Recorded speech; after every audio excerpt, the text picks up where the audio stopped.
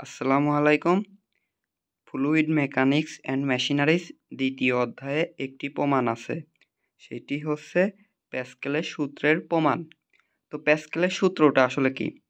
Pascal বলেছে কোনো আবদ্ধ তরল বা বায়বীয় পদার্থের যে কোনো অংশে চাপ প্রয়োগ করলে সেই চাপ কিছুমাত্র না কমে তরল বা বায়বীয় পদার্থের সব দিকে সমানভাবে সঞ্চালিত হয় এবং তরল বা বায়বীয় পদার্থের সংলগ্ন পাত্রের গায়ে লম্বভাবে ক্রিয়া করে। বলেছে যে কোনো আবদ্ধ পাত্রের, তাহলে একটা আবদ্ধ পাত্র নেই, এই যে আবদ্ধ পাত্র নিলাম, এর যে কোনো অংশে চাপ প্রয়োগ করলাম। মনে করি যে এটি একটি বেলুন কল্পনা করবি। তো এই বেলুনের ভিতর কি তরল বা বায়বীয় পদার্থ বলেছে, এখন এর ভিতর আমি বায়বীয় পদার্থ নিলাম। তো এর যে কোনো অংশে চাপ প্রয়োগ করলে পরে এই জায়গা চাপটা প্রয়োগ করলাম, সে চাপ কিছুমাত্র না কমে তরল বা বায়বীয় পদার্থের সব দিকে সমানভাবে সঞ্চালিত হয়। এই চাপটা সব দিকে সমানভাবে সঞ্চালিত হবে এবং তরল বা বায়বীয় পদার্থের সংলগ্ন পাত্রের গায়ে, এই পাত্রের গায়ে লম্বভাবে ওই বলটা ক্রিয়া করবে। এই হচ্ছে প্যাসকেল বলেছে। তো এই সূত্রটি আমরা প্রমাণ করে দেখব। তো এখানে একটা চিত্র নিছি, মনে করি ডিএস, এইটা হচ্ছে পুরুত্ব, এই প্রিজমের পুরুত্ব, আর এর উপর চাপ প্রয়োগ করছে P1 AB, মানে আনুভূমিকভাবে P1 চাপ প্রয়োগ করছে এবং উলম্বভাবে P2 চাপ প্রয়োগ করছে এবং P3 এটা হচ্ছে অতিভুজাকৃতি যে অংশটুকু আছে সেই অংশে চাপ প্রয়োগ করছে। আর আমরা জানি একক ক্ষেত্রফলের উপর প্রযুক্ত বলকে চাপ বলে। এখন ধরি ডিএস পুরুত্ব, যেটা এই যে চিত্রে দেখাইছি।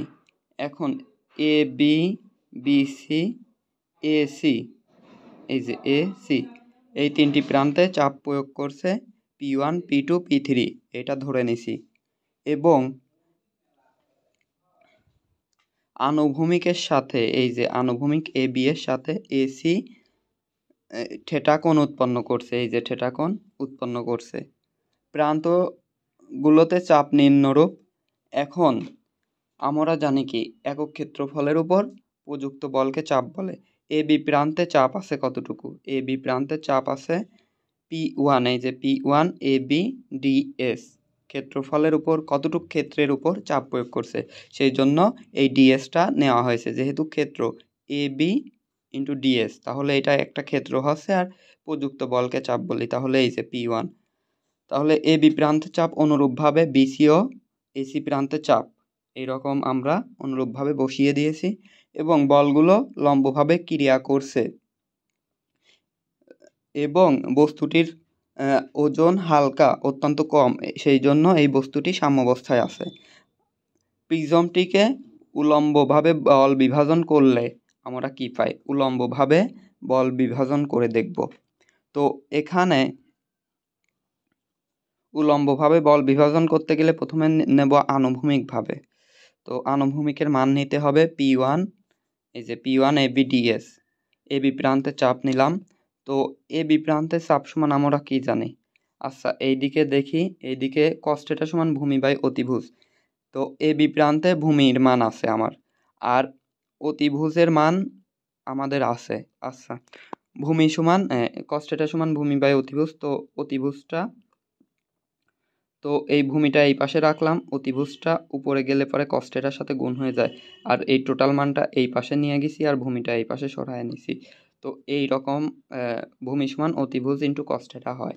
তো তারপরে এ বি, ভূমির মান কি? এ বি, এই যে চিত্রে দেওয়া রয়েছে এ বি, তো এ বি লেখছি এবং অতিভুজ কি আছে আমার? এসি আছে, এসি লেখছি, আর cos θ যা আছে তাই বসিয়ে দিয়েছি।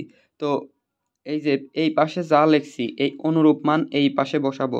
তো P1 সমান P3, P3 কেন লিখলাম? এই যে এখানে এ বি সমান এসি, এসি দিছি, এই যে এসি দিছি এবং cos θ দিছি, এবং যেহেতু ভূমির সাথে P1 মানে চাপের মানটা লিখছি সেহেতু P3 লিখছি এবং এই জায়গা পুরুত্ব লিখছি, সেই জন্য অনুরূপভাবে এই জায়গাও ডান পাশেও পুরুত্ব লিখতে হবে।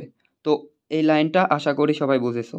তো এখানে আমরা এই অনুযায়ী এই যে কস্টেটার সূত্র অনুযায়ী এই জায়গা এ বি সমান এসি কস্টেটা পাইছি।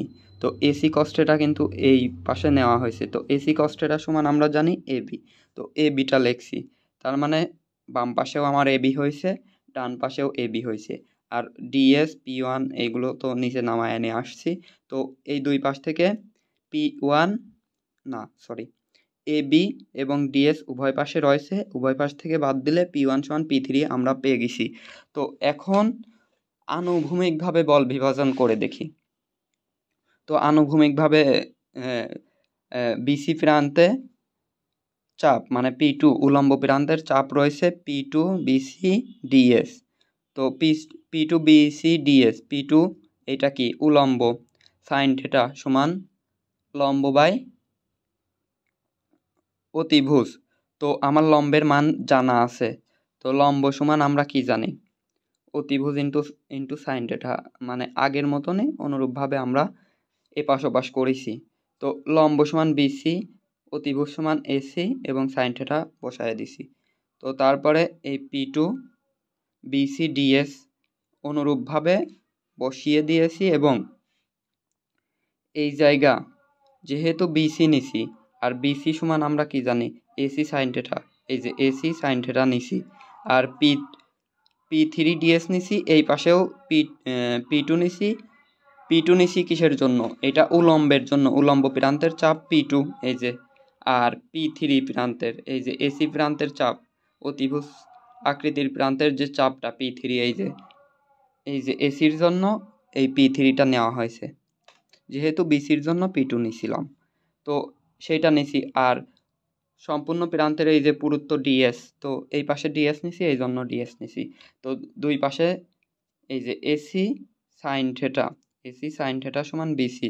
তো বিসিটা বসিয়ে দিয়েছি এবং দুই পাশে বিসি ডিএস মিলে গেছে। তো বিসি ডিএস উভয় পাশ থেকে উঠায় দিলে P2 সমান P3 হয়।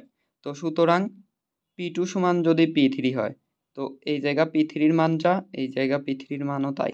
তো P1 সমান P2 সমান P3 এটা আমরা লিখতেই পারি। তো আশা করি সবাই বুঝে গেছো। ধন্যবাদ।